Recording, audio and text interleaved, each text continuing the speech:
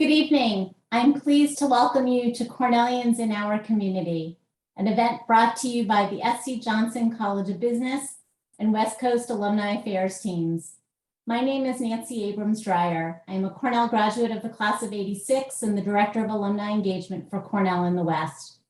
We have a great panel, all Cornellians, including 2 faculty members and 3 alumni, and it's my pleasure to introduce them to you. I've asked all of them to share what class or experience at Cornell most inspired them. So joining us from Dallas, Cate Kahn, class of '99, said, "The Food Fellow program at Cornell allowed her to meet with industry experts and attend trade shows in the food industry arena.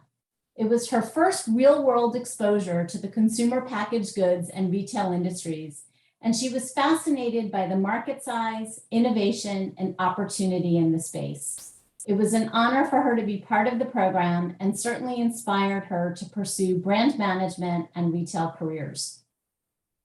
Andy Laats, class of '89, joins us from San Diego. Of the many things he experienced at Cornell, the one that sticks out most was participating in the engineering co-op program. Taking classes with a smaller cohort in the beautiful Ithaca summer and then working for real throughout the fall brought into focus a stronger sense of purpose in his studies and life in general. It was both scary and exciting to experience what post-graduation might feel like and made him more deeply appreciate his remaining time on the Hill.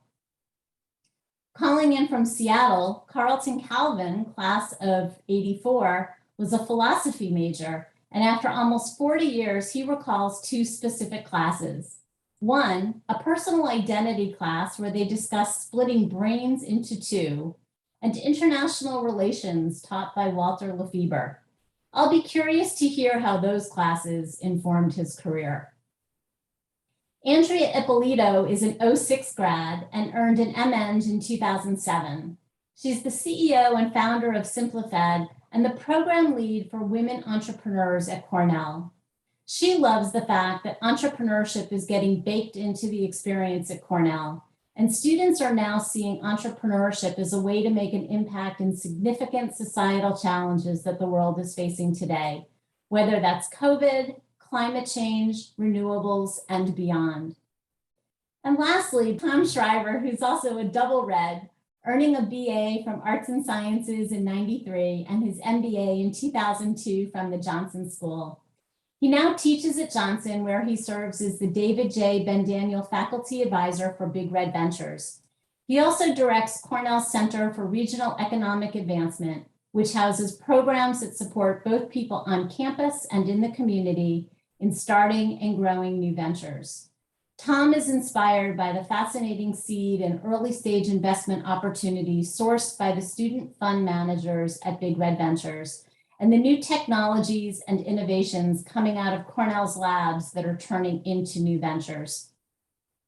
We'll start tonight's program with an overview of all things entrepreneurship at Cornell, followed by a synopsis of some of the diversity, equity, and inclusion initiatives in the SC Johnson College of Business. Then we'll bring in our esteemed panel for a conversation. Now I'd like to turn it over to Tom. Great, thanks, Nancy. I will do my best to give an overview worthy of that introduction and try and cover as much as I can. I gotta be honest with all of you. I am going to miss some of the things that are going on with entrepreneurship around Cornell these days, but I'm going to try and cover some of the things, or as many as I can, because there's just so much going on. I got to tell you, Cornell students today, they're as entrepreneurial as ever. They're so bright, they're so motivated. And the thing is, nowadays, everybody wants to start something. I think that's always been true, but it just feels especially true now. So I'm going to give you a quick update on some programs, and I'm going to start with my home at Johnson. So as you heard from Nancy, I'm the faculty advisor for Big Red Ventures with my friend and colleague, Thatcher Bell. And we're really proud to be affiliated with BRV, which has been around for 20 years. And I can't tell you how cool it is and kind of amazing to be in a position that's named after David Ben Daniel, who was my professor and mentor back when I was a student, like so many others. It's just kind of a weird thing and tremendous honor to be in a position named after him. So as Nancy said, the students are out there. We've got 15 fund managers, mostly MBA students with some law students and a PhD student who are out there shaking the trees, looking for great investment opportunities. They've already looked at over 70 investment opportunities so far this year. We're closing on our first one, hopefully later this month. And we've already had 2 exits so far this year. And there's nothing that we're doing to trigger the exits, but boy, it's great to see the capital flow back into the system so that students can go out there and make new investments. That's one Johnson program. There's another one that we're really proud of that I'll mention called Big Red Tech Strategy. There's 30 first-year incoming MBA students that are paired up in teams with 6 PhD and faculty innovators that are looking at business models for new innovations in the lab and to turn them into businesses, to how to think about business models and market analysis and so on to position them for success. We have a relatively new, we're going into our 3rd year this coming summer. We just finished the first 2 years of a summer accelerator program for Johnson students. And that enables students who want to do a startup really as their internship to focus on that between their 1st and 2nd year. And that's just the SC Johnson, the Johnson Graduate School of Management across the SC Johnson College. There's a bunch of other stuff going on, and I'll call out our colleagues across the street at the Pillsbury Institute for Hospitality and Entrepreneurship at the newly named Nolan School. The Pillsbury Institute has a whole bunch of programs, this amazing entrepreneur in residence program that brings back hospitality leaders and entrepreneurs to work with students. And they're in the middle of their hospitality business plan competition. Johnson's also the academic home for Cornell's student accelerator program, which is called eLab, that Andrea and I are involved in. We've got about 20 teams participating this year from all over campus. So eLab is housed at Johnson academically. There's courses at Johnson, but it's for students across the campus. And one of the things that we're really happy about is to see prior eLab students participating. We have a couple of eLab students from last year that are still on campus, Adele Smolansky from AI Learners and Shelby Reagan from College Tax Comeback. They're TAs for us this year. And we have some recent alumni serving with some more experienced alumni as advisor and advisory boards for current teams. So if you want to learn more about eLab and you happen to be on the East Coast on November 11th, that's next week, we're going to have our first pitch night for this year's teams just before the Eclectic Convergence event in New York City. And of course, we'll have Entrepreneurship Celebration in Ithaca in April 28th and 29th. And would love to see you there if you're back out our way. That's just some of the programs at Johnson. There's a whole bunch of stuff around the university. There's a great new entrepreneurship center at the vet school to help vet students with entrepreneurial principles, both in running services businesses and technology commercialization. And there's funds cropping up all over. We've got the Cate Fund and the Wheel Fund, at the Johnson School for MBA students. There's the Beck Fellowship for students working on startups. There's the Kessler Fellowship over in engineering, which helps students who want to work at startups. Those are all ways that we support students who want to be in the startup community. And of course, there's a ton going on at Cornell Tech. There's studio programs. If you're not familiar with them, they're really amazing. They're interdisciplinary across all the grad students on the Cornell Tech campus. And those participating in Startup Studio, working on new startup ideas, can compete to win $100,000 of cash and in-kind support. There's also the Jacobs Technion Institute down there, which is supporting postdoctoral associates in commercialization. Some great stories there. So you can go out and buy a Nanit baby monitor that came out of that program. And I want to congratulate Tomer Morad for selling his company Concertio to Synopsys. He was a runway postdoc, and that's one of the 2 exits that I mentioned from Big Red Ventures. So Big Red Ventures invested in Tomer's company a few years ago. He now sold it, and now we've got some capital coming back to reinvest. So there's also a lot of cross-program collaboration, or as our provost Mike Kotlikoff likes to call it, radical collaboration. A great example of that we're launching just now is a new bioentrepreneurship initiative, which is going to connect the Johnson School and Weill Cornell Medicine and life sciences innovators all over campus to take a year-long approach at trying to grow new life sciences entrepreneurs and entrepreneurial leaders and some new life sciences ventures. And that's actually a great transition for me to hand things over to my colleague, Andrea, who is absolutely instrumental in getting that bioentrepreneurship program launched and funded by New York State and winning a grant to do that. So Andrea is going to talk now about some programs we're super proud of that are trying to help increase diversity in entrepreneurship around campus. Andrea? Well, thanks so much for that introduction, Tom, and thanks so much for having me here tonight. So super honored to tell you more about some of our diversity and inclusion initiatives here at Cornell in the entrepreneurship realm. So two programs that I'm specifically going to talk about are We Cornell, Women Entrepreneurs Cornell, and BET, Black Entrepreneurs in Training. So let's start with We. So about 3 years ago now, we started noticing that in our entrepreneurship programs, we had pretty equal representation across genders, but in particular, we started noticing that there could have been more STEM women. So my background is I'm an engineer, graduate from Cornell, as Nancy highlighted, and started specifically noticing that my STEM colleagues weren't pursuing entrepreneurship at the rates we would have liked. And the thing about Cornell is, as you all know, we are leaders in so many diversity initiatives. You know, it goes back to our founding mission, any person, any study. And essentially from inception, Cornell admitted women, which, by the way, we beat all of our Ivy League colleagues by about 50 years. Penn didn't start admitting women until 1914. And then Princeton and Yale didn't come till the late 1960s. So we have always been a thought leader in this. We've always been ahead of the game. And when we started noticing that in particular STEM women weren't pursuing entrepreneurship at the rate we would have liked, we wanted to do something about it. We practiced what we preached. We did a whole bunch of customer discovery to find out, hey, why aren't you pursuing entrepreneurship? There was a couple factors at play.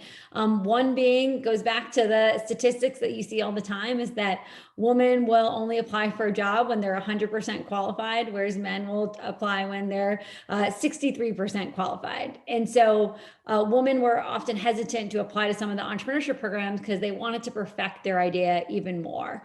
Also, we noticed that in particular, and this is across all genders, but we saw this in our customer discovery, is that with PIs, they were nervous to pursue something entrepreneurial related. If they were a PhD student, they wanted the full buy-in from their PI, and that can sometimes be a barrier. And so what we did is we co-designed a program with them, and we launched We Cornell, or Women Entrepreneurs Cornell. And you can think of this program as an on-ramp program to our other entrepreneurship initiatives. So it doesn't create a separate stream of entrepreneurship activity for women or non-binary students. What it does is it creates an on-ramp to increase exposure to entrepreneurship to STEM women, but we pretty broadly define STEM, and we're very open. And this allows us to introduce them to role models, bring in speakers for them to get the chance to meet and see someone that perhaps had a similar pathway as them or major of them as them at Cornell, and see and learn from them about their entrepreneurial journey. And the way we've structured this program is there's two main phases. The fall phase is phase one, and it's very open. We bring in these role models. We have an ideation workshop. We form this cohort of STEM women that participate in the program.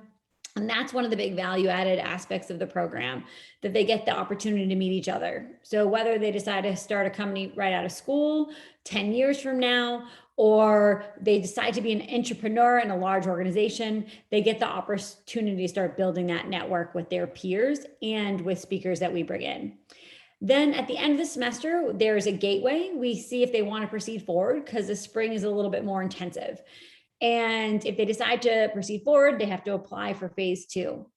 And phase two kicks off with a National Science Foundation Innovation Core, I-Core, customer discovery short course, where they have to identify hypotheses surrounding their idea and go test them with customers across the country, often virtually these days.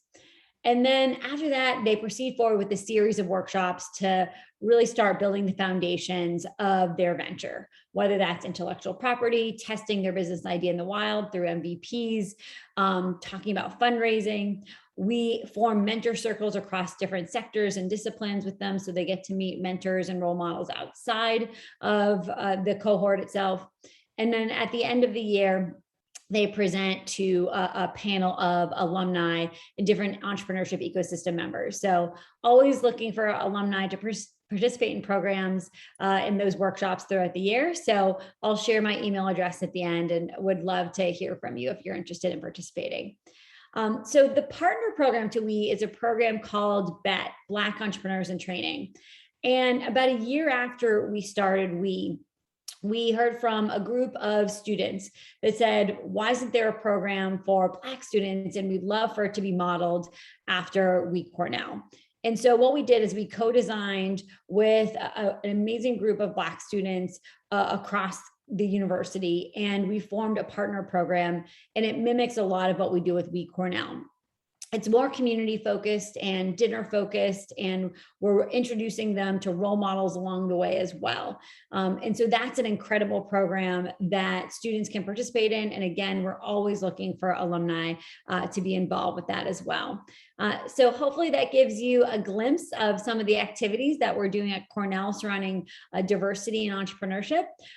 Feel free to email me at aki2@cornell.edu if you have any questions or if you'd like to participate. But I'll turn it back over. So thanks everyone for being here tonight.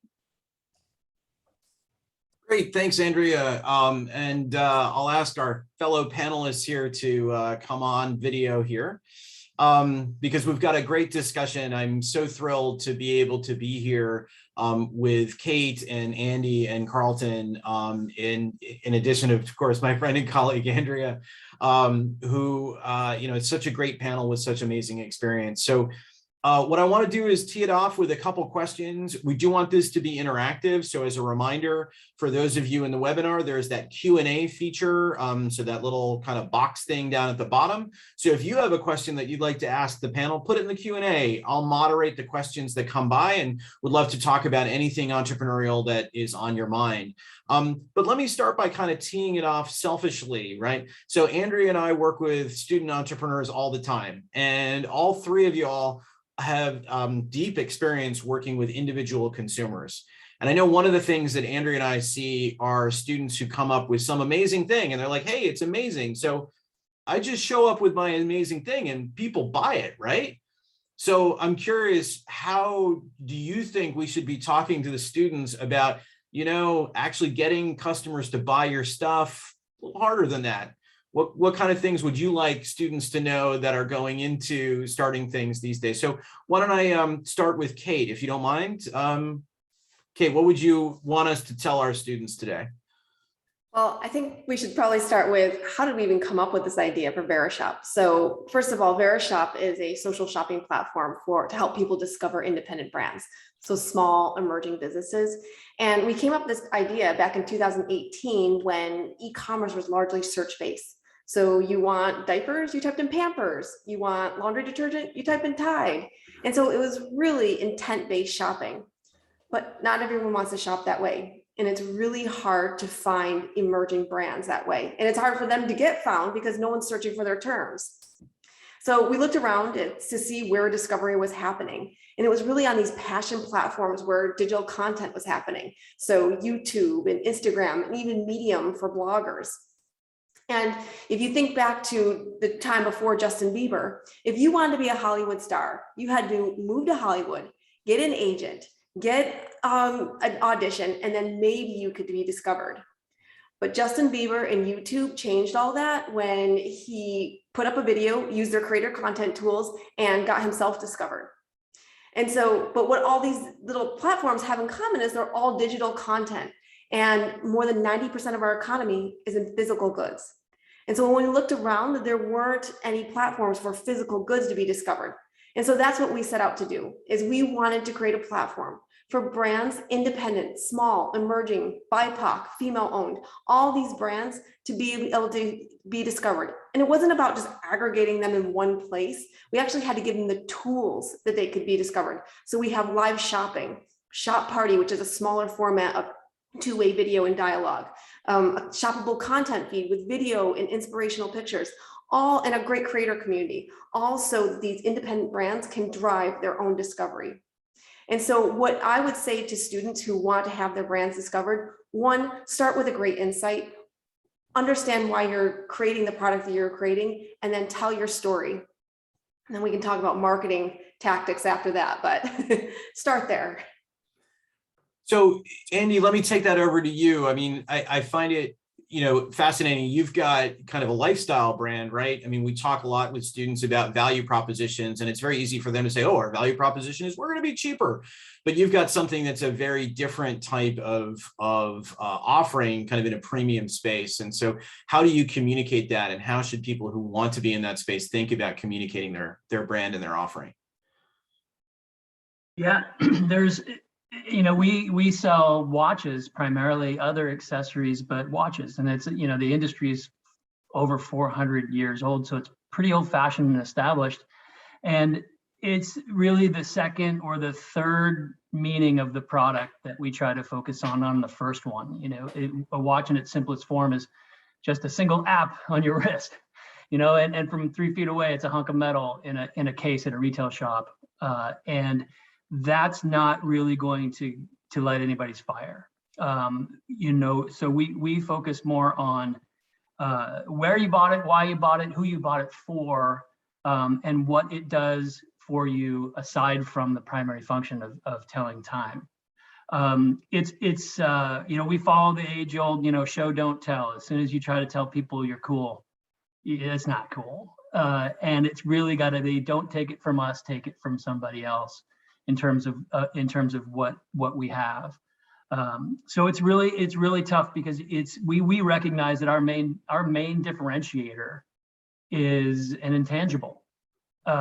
It's not 3 times faster or half as expensive, or you can get it overnight, and none of that. It's really sort of, you're gonna love it when you see it, and you can't explain why. So what we try to do is make sure that message doesn't come directly from us, but from others. So Carlton, in your case with Razor scooters, right, that's a product that's been on the market for a while. And so how do you kind of keep it fresh then, as other people are coming in and doing other things in your space? You kind of pioneered a space, and then other people came in and said, me too. How do you kind of stay fresh in that space? Well, our focus is on innovation. So we have the greatest brand in the original kick scooter, but Razor's always looking for what's going to be next. And I think that's, my biggest lesson on products and what's going to work and evaluating your own product is that it's much harder than it looks. And so don't be discouraged if the first product idea you come up with, people aren't interested in. If it's a physical product that people have, the consumer is incredibly fussy, and to really go off the shelf or get discovered online is a very big hurdle. So I'm always looking for areas of disruption or things that are happening in the marketplace where things are moving very quickly, where, when I first started, it would be, oh, I see this toy. I started before I did the scooter. I started in the toy business, and this type of toy is very hot. I can make a variation on it, and because it's an explosive market, there's room for many competitors. Now I'm looking and saying, oh, I'm seeing kids are doing this. I'm going to buy that little. It's a very small thing happening on the West Coast. I'm going to collaborate, buy that company, and that's where a lot of the growth comes from. It's just this being able to spot the trends in the culture and then picking up on them very quickly and acting decisively. So I tell people looking to do things, look for fast moving, explosive stuff where the big guys are too slow to move, too slow to take advantage. So Andrea, how are you thinking about customer acquisition for your startup, SimpliFed? Yeah, in a couple different ways. And for background, SimpliFed, we're tackling infant nutrition, and we're doing that in two ways. First, we're working to help support increasing breastfeeding rates, which is a covered benefit under commercial health plans and Medicaid expansion plans. And the way we do that is via our virtual telelactation platform. And we're also building a formula in the background. And I'm really proud to say that our formula is being developed by Cornell grads, Cornell food scientists. And so really taking on the baby nutrition category. And so when we talk about acquiring customers, we're doing the B2C to B play. So we tackle it all.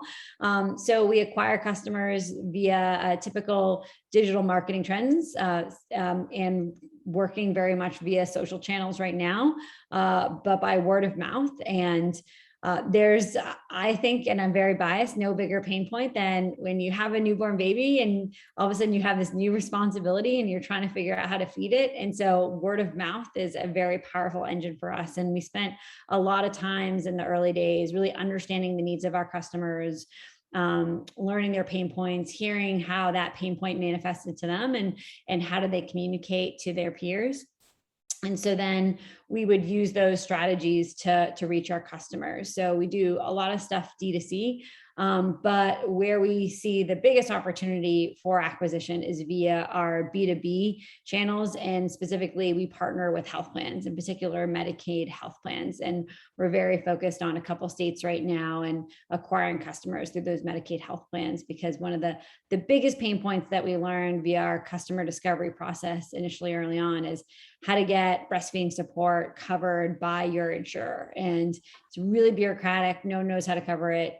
And even though it is a covered benefit according to the Affordable Care Act. So a lot of time listening to customers and then translating that to meeting them where they're at, whether it's through word of mouth and D2C plays or via B2B channels as well. So breaking down some barriers and obstacles. So there's a question about that referral thing that came in. So Justin, thank you for your question, and it's directed at Andy. So Andy, you talked about the message of your watches being cool, not coming from you, right? If you have to tell somebody it's cool, it ain't cool. And so then who tells your customers? How did you get that cycle started, right? So who tells your customers and how do you reach them in the first place to get it going? Yeah, so interesting. The first question, I'm kind of kicking myself that I didn't answer it a little bit different. I'll answer that one. But when we started, we sat around saying we have an access to a distribution channel. We know especially sporting goods stores. We know snow, surf, skateboard retailers. In Europe, South America, Asia, we know that as to me and my co-founder had experience with that. And we know these influencers. Back then they were called team riders, but we know these pro athletes that are leaders in their sports, and we backed into the product. Okay, now that we have a channel and we know where customer insights come from by talking to these pros, what do people need? So it's very different than coming up with something like a better mousetrap and then figuring out where the channel is. Sometimes if you have access, if you see a nice channel, I would back into the product or service. In terms of your most recent question, this is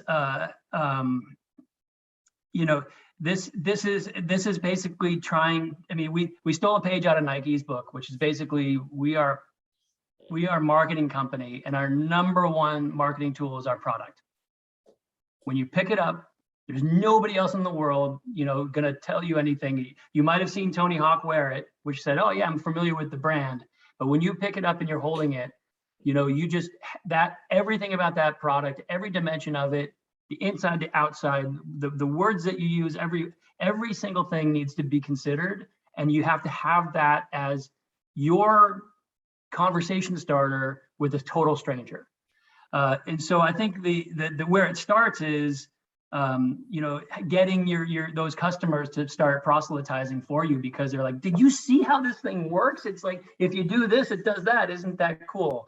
And so that's the product doing the job for you.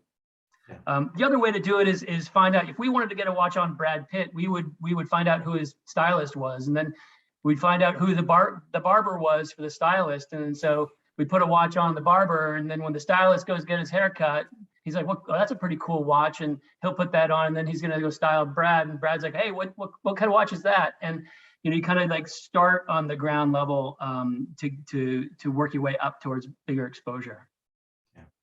Certainly can't beat hustle. And I actually also, I'm definitely going to steal that first part and tell our students that story about the asset that you had in the form of the relationships with these influencers. Andrea and I do ideation workshops all the time. And that's one of the things we tell students: catalog your assets. Like, and sometimes with undergrads in particular, like, what do you mean assets? Like, everybody's got something, right? You can have a place to start from. So I want to get back to this brand discovery idea and go back to Cate. I mean, this is really something that's obviously near and dear to you. So what's your answer to that question? So somebody has an amazing new brand, nobody knows about it, so they haven't started this kind of virtuous cycle of people telling people, what advice would you give them to get that cycle going? Yeah, so one of the things that we did was we create a circle of products. And so everything's kind of connected to each other. So live shopping, we have this creator community that comes on to live shopping and talks about the products. Creators come on and they take you basically into their bedrooms or their closets, and they talk about products that they have chosen and that they really love. And then once a relationship is started to form between a viewer and a host, you can direct message that person and say, "Hey, I'd love to have you come style me out or give me more shopping advice." And then you can take that over to Shop Party, and you can get on where you can share a camera, you can share a cart, you can see what the other person is scrolling through, and then you can have this personal shopping experience. You can then go on to their shoppable content feed and see inspiration anytime they add new posts. And so all these things are connected. And so the way that we have handled some of our marketing, and yes, we have typical paid channels, just like everyone else with Google and Facebook, but we also have leveraged our creator community. So they bring in their followers. They do live shopping. They bring on, they invite others who come in and they invite them over to Shop Party. And the cycle continues that way. And so we really had success, especially with live shopping, which is now 10% of our revenue on our app. We really had success in creating this community of shoppers who tell each other and build the community exponentially. So really building on one another. I mean, so Carlton, I'm curious, do you guys kind of have an influencer strategy? Is that something that's part of how you think about marketing your stuff? I mean, we definitely, have influencers, and, we used to, we have a team that does extreme sports with scooters.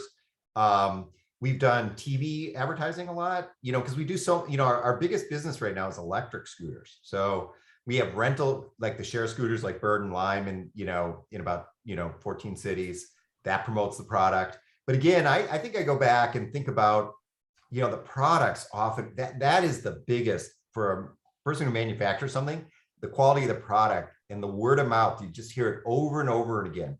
The one person has a good experience with it, and nothing trumps word of mouth. So that's where I see the momentum come from. Yeah. So Mitchell was asking about ways to find those key influencers. And so Andy, you talked about stalking Brad Pitt's barber. Brad Pitt's stylist barber. Stylist barber, I'm sorry, right, yes. So 6 degrees of Brad Pitt's barber. So I'm curious, are there other techniques that you guys have used to find influencers, particularly more well-known ones, to get them engaged with brands that folks might be able to learn from? For us, we have really focused on the micro influencer. And so we really believe that the future of e-commerce and the future of marketing is in small. And so we really focus on these micro influencers. But sometimes you need a couple larger anchors to help them understand where they are and see that their neighborhood is where they want to be. And so we have brought in some bigger names. And the interesting thing I think about some of these bigger influencers, who sometimes are celebrities themselves, is that they're more entrepreneurs than they used to be. That they are celebrities, but they also are business people now. And they see these as business propositions. And so we've had success in finding these people to offer equity and to have more of a shared interest on upside in the relationship. And a lot of times they're not interested in a one-time paid and be done. They actually are interested in more of a deeper partnership and relationship. So Kate Bach is one that we work with quite intimately, and we consider her a partner in our business. And she participates in a number of different ways, not just hosting a one-off show. Yeah, it's interesting. I remember hearing that I think that Kobe Bryant's estate's return on the body armor sale, because he was an early investor in body armor, which was recently sold to Coke. He made more on that sale, or his estate did, than he ever made, like the sum total of his NBA earnings. And so the idea that these people who have personal, high profiles are kind of finding interesting entrepreneurial ways to monetize them is a fascinating trend. We're seeing the same thing, yeah, in terms of wanting to be owners more than just get a paycheck and put a sticker on a board or do something for us. The other thing that we do is partner with other established brands or more established brands on collab product. So we made watches for Metallica, and not just we've straight licensed things like Star Wars, but partnering with Metallica, we've got a Grateful Dead collab coming out, and also small skate companies and artists that we'll make a few hundred products for. And then it's really the Gantt charts, like it's their world and our world overlapping, and so we get introduced to a lot of their fans and vice versa. So let me thank Justin and Mitchell for those questions. Those were great. So keep them coming, and we'll keep the conversation going. I do want to change gears for a minute. Heard just a little bit about supply chain disruptions these days. And so I'm curious how those are affecting you guys, especially. I think, Andrea, you're a little bit earlier, so not moving a lot of product, but the rest of y'all, as you're getting out there selling stuff, and, we're hearing about all those container ships off the port of Long Beach, just kind of waiting out there. How is that affecting your businesses? And, what are the kind of things that, entrepreneurs with small companies that don't have the kind of power of an Apple or a big brand, like what can they do to try and make sure that they're not getting left behind? Carlton, you want to start that one? Sure.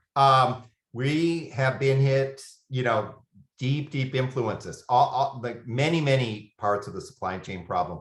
Rising costs have, for the first time impact, I've been in business 20 years and the whole time has been deflation. And this is the first time we've seen real significant inflation, and I can go to Walmart and say, we're increasing prices, and they say, okay, not, shut the door on us. So that's a very, very different experience for me. My container costs, so manufacture everything in China. I bring in something like 2,000 containers a year from China just through my domestic business. And my container costs went from $2,000 a container to $22,000 a container. So it is insane. In fact, in the middle of July, I just quit importing altogether because I said, we couldn't make money, importing anymore. The prices have come down now, but our warehouse is emptying out. So we're, fortunately, most of our business, the big retailers are importing directly. So Target and Amazon, for me, import directly. I don't have to worry about it, but that's what I would suggest for younger entrepreneurs. If your supply chain is, from China, if you can connect yourself to a bigger player, they have much better access. Even, I'm a small fish, compared to Walmart or Target, who are buying their own container ships and able to bring things in at a reasonable price. So hook yourself to a big player if you can. Yeah. We're a small player in the global scale things, but I think the only way that we're gonna alleviate this is if we convince everybody just to have the holidays in late March. If it'll be easier to sort of just move Christmas to March 25th, right? Than to try to get stuff on shelf and on people's sites by mid-December. But in seriousness, I think I think this is not necessarily an entrepreneurial question as much as it's a managerial question, right? It's sort of like at some point in your experience, you're starting now, you're managing, and what we're trying to focus on is to try to separate it in sort of two dimensions. One is sort of like, what's the external thing that's happening that we have no control over? What are the internal things that we do? Was our forecasting off, or is it just like 3 months longer to get product in? The other dimension is, what part of this is acute and what part is chronic? and make sure that the solution or the reaction it matches, is aligned with that. If it's an acute problem, have an acute solution. If it's chronic long-term, have a long-term solution, and trying to work with our supply chain to say, look, yeah, this is inflation might be a chronic problem. The port backup, it's not going to be around in 10 years. So let's not solve a short-term problem with a long-term solution. So Cate, I'm curious, the brands that you are working with, are you seeing issues there? You get customers excited, they're finding new things they want to get, and rut-row, they can't get it. Is that something that's starting to kind of have ripple effects for you all? For sure. And I think the good thing, this goes back to small businesses, the importance of them is that we have thousands of brands. We don't depend on 100 really large players. We would depend on many small players. And so we have had pretty good coverage because we are able to kind of move demand. But yes, if you're loving that a Goldie pair of jeans, yes, we are going to have some supply issues with that. We also have our own brand called Ghost Democracy, which is a beauty product. And I think the learning lesson that we've had out of that, which has had major supply problems, is that you have to think about not only the end product getting to you, but the inputs into that product. And so we were seeing the landscape changing, and we rushed to make arrangements for them to be able to be imported into Verishop's warehouses in a timely manner. But we missed the raws. The raws are what had the problem. And so even though we did all this other planning, we forgot the planning, which is the inputs to the product, had their own supply chain problems with the manufacturer. And so thinking about all the little pieces and lining all those pieces up, because we thought that the manufacturer had already done that work since we were already negotiating on the movement of them, but they had not planned. And so you have to do that planning for them. So Andrea, I think your engineering management students, hopefully they're all tuned in and listening to this stuff, because I think just such an interesting time to be living in. I mean, I say that knowing also how painful it is for people who are going through it. So I want to change gears a little bit, more than a little bit. I want to talk about people. And so Andrea, let's start with you. You've got a young company that you've gone from just you to now you and a few people. And I'm curious how you're thinking about scaling up the people side of your business. And then I want to go to the others as well, probably end with you, Carlton, because maybe you have the kind of longest track record and perhaps the largest team, right? So we've kind of got and also it's the sunset in my career. So I got to think about succession, which is another thing. Another issue. So Andrea, how are you thinking about going from just you to starting to bring the first few people on board? Yeah, well, so when you're first starting out and you're on your own, and maybe you have a co-founder or more than one co-founder, and well, that's a learning itself. So I was a solo founder, and for a long time, it was just me. And I remember getting advice from people saying, you really got to bring on some team members. You'll go so much quicker.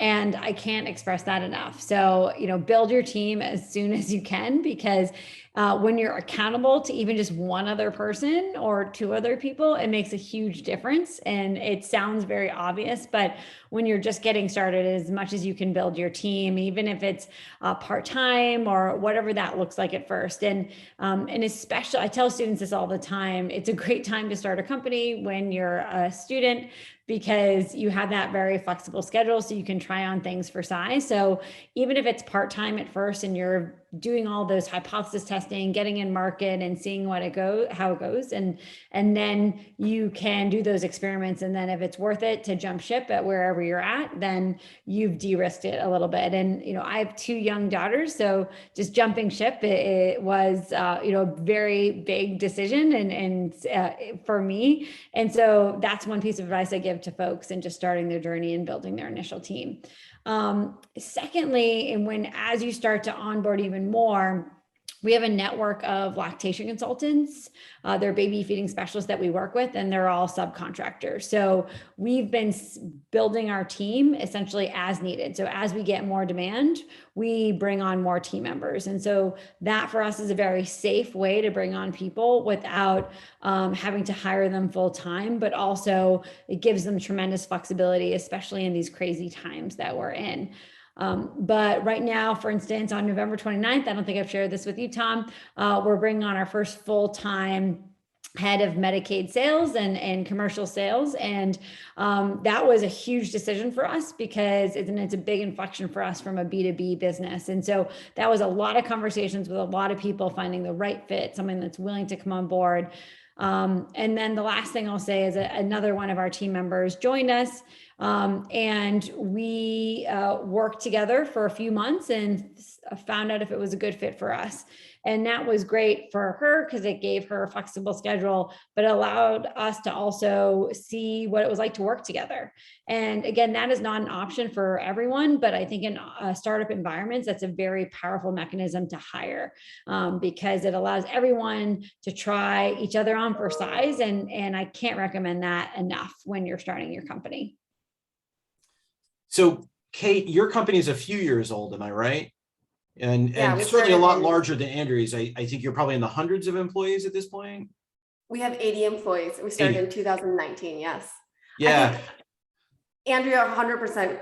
Actually, my co-founder is my husband, and I can't tell you how powerful it is to have someone next to you that you trust with everyday decisions. I couldn't imagine doing this by myself.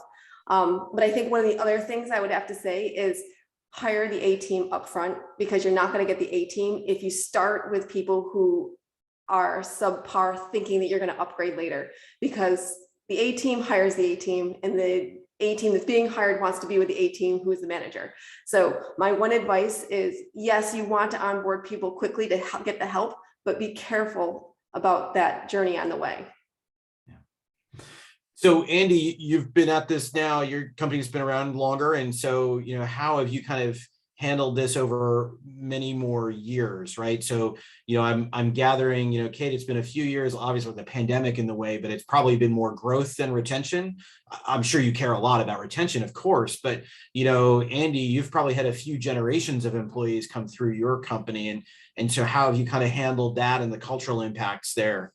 Yeah, I mean, I like, we've been up and down. I like to tell people that our company's been valued at 3 million, 40 million, 75 million, 150 million, 220 million, and 450 million, but not necessarily in that order. So we've had times of quick growth and times of restructure. I think I completely would echo Cate's point. We made the mistake. A players hire A players, B players hire C players, and that we've experienced that. Hiring ahead of the need for sure. Being really clear, we do the exercise called RACI, who's responsible, who's accountable, who's consulted, who's informed. That helps everybody stay in their lane and understand what they've got going. But on the ongoing part, once I think one thing that throughout the experience, whether we had 4 people in the office or 250, I think at our peak in 7 different offices around the world, is to really work on engagement versus compliance.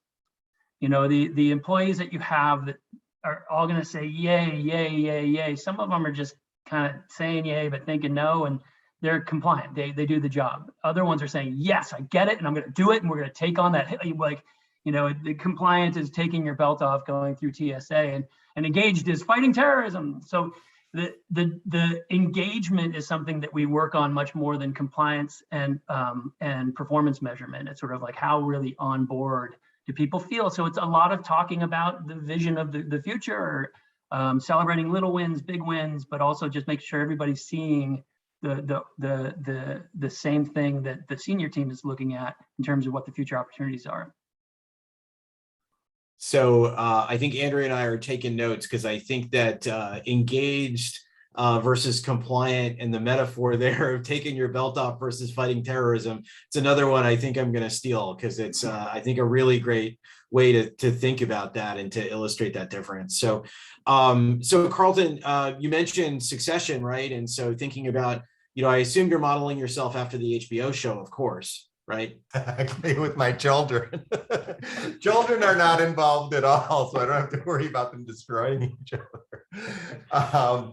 But yeah, I mean, first of all, I think that it's I've always been very cautious about hiring, and I hire sort of behind the curve. All this, so it's a little. I'm sort of counter cultural to some of this stuff, and I find that also that Razor's always had a really strong family ethic, which I think is probably of an earlier generation.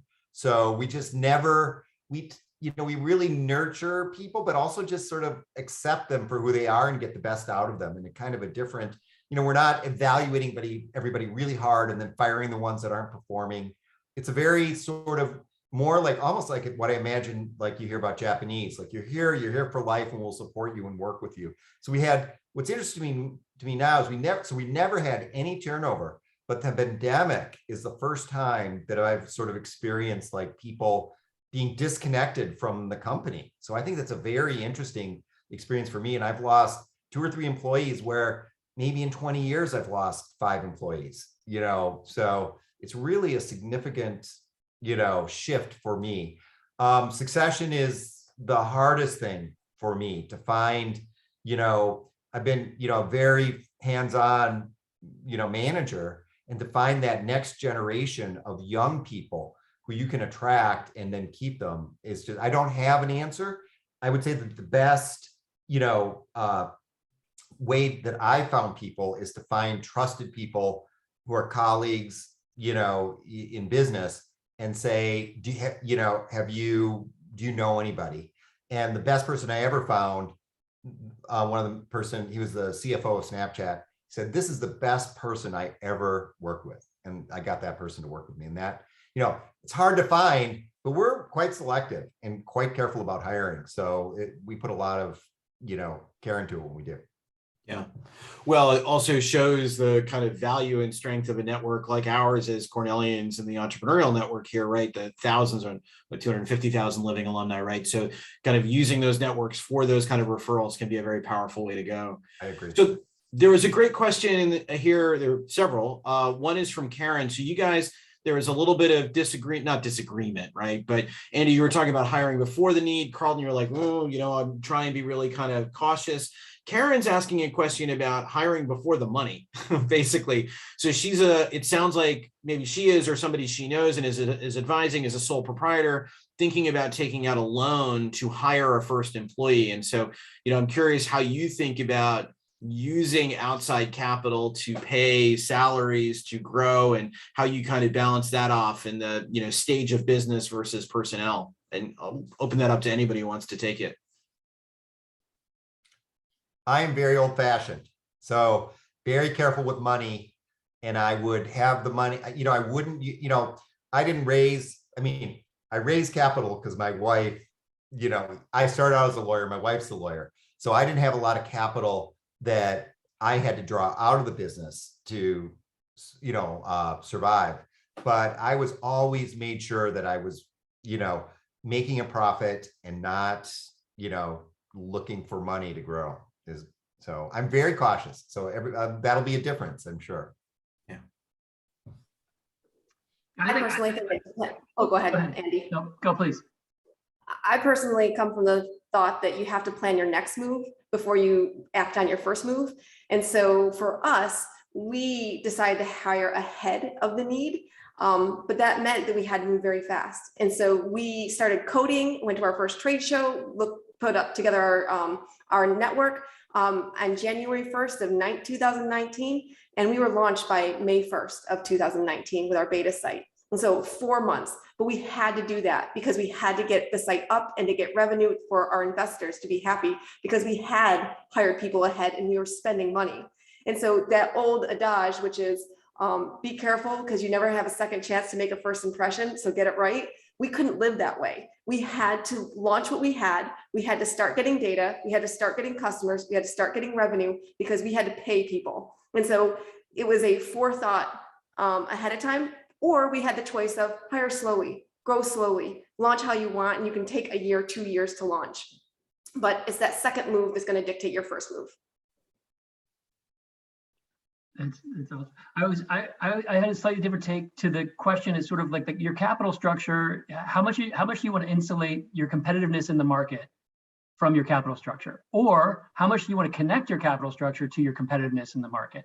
So if the question is, should I change my funding by taking out a loan to hire a person? Might be a similar question to, now do we go get institutional money? Should we go get some VC money in here? Or, hey, are we ready to go private equity? Should we sell part of the company to a public company? We're changing the capital structure and how that might make you more competitive or potentially less competitive. I would think about that question in those terms, because you, as if you're the sole owner, you're going to take a loan, you're going to change your behavior based on the economics of the situation. When you're going to be thinking about, man, I got to pay this loan down, or the company's not going to work, versus is that the right use of your bandwidth? Maybe it is. If it takes away from your competitiveness in the market, then I think that could be considered a distraction. So it sounds like if I financed this just by my own good looks, I would be very conservative, because I'm going to operate within my means and everything else. If I see an opportunity that the time to market, the competitiveness of it is a time factor, and I know you need to go raise $50 million to do it, then that's gonna change the way I hire. So context matters, right? Yeah, or be very, very careful about the way you choose your capital structure, because it's going to influence your competitiveness and your own personal view of the business. Yeah. So I want to go to another question from the Q&A, and it's another Justin question. So Cate, you talked about a micro-influencer, and so Justin's wondering what constitutes a micro-influencer. Can you define the term, and how do you find them? Yeah, it's mostly size of the influencer, and I guess some people define it differently. We kind of look at micro influencer as under that 10,000 followers, but we find them. We do advertising marketing towards them as well, and we have a CAC set against our acquisition of influencers. We also have a producer on staff who produces our live shopping shows. It seems organic, but just like, Real Housewives of Beverly Hills, there is some scripting that happens in the background. And so there's some production and some outreach to certain influencers as well. But a lot of it is just grind, going through Instagram, looking for people who share same values, same fit our brand, 25 years old, female or male, but mostly female, like the demographic, the geographic, everything else. But under 10,000 followers is usually our mark. Got it. Cool. Thank you. So there's one more question here from Kuldeep, which is about pricing. So I'm going to actually take it a slightly different direction, and I'm going to start with you, Andrea. This is kind of our last cycle here. So how are you thinking about setting prices? What's the kind of thought process you're going through when you think about how you price? Yeah, I mean, one of the things we talk to our students all the time about is it's all about value-based pricing rather than cost-based pricing. And so what is the market willing to pay? And so a lot of the services that we provide, we think of it in that domain. Now, on the other side of our business, we are focused on working with health plans, and sometimes you don't get to dictate the prices with them. And so we have to play by their game. And so we don't have that option often. But with our direct-to-consumer product, we really ascribe to, what's the market willing to face or pay rather. And it's based on the pain points and how severe the pain points they're facing are. And so that's how we ascribe to that theory. So Carlton already said that he was able to get Walmart to raise prices or accept his raised prices, which is kind of an amazing thing to me. So actually, I'll go to Andy if that's okay for the last word here, because I think we're getting close to time. So Kuldeep's question was actually more about if your cost structure starts to change, how do you think about when to pass that along to your customer versus take a hit on your margin? Yeah, we've been in business for 23 years. I think we've raised our prices like 4 times. Because it's a pain, and logistically it's a pain. But the way that we think about that is not necessarily raising prices, but in new product development, sort of building in the new reality of the cost structure. And so it depends on if our product is going to last 3 or 4 years before the next one comes out, so that the new product is the one that has the new cost structure, and the old one kind of sunsets. But to your point, Andrea, I'm right on board. We talk all the time about we're a bottle of wine, we're not a gallon of gas. A bottle of wine you can get for $2, you can get for 2,000, and the perception of it and the value of it, the experience of it has to be consistent with that the perceived value needs to feel good about the experience. I just want to say before we close, I'm just so grateful, Carlton and Andrea and Cate and Andy, for you spending your time with us. I've learned a lot. This has been a great session. Can't wait to see you again. And I know Andrea and I want to welcome everybody on the webinar and on the panel. Next time you're in Ithaca, look us up. We'd love to connect. All right. Thank you so much. Been great. Really appreciate it. Have a good evening, everybody.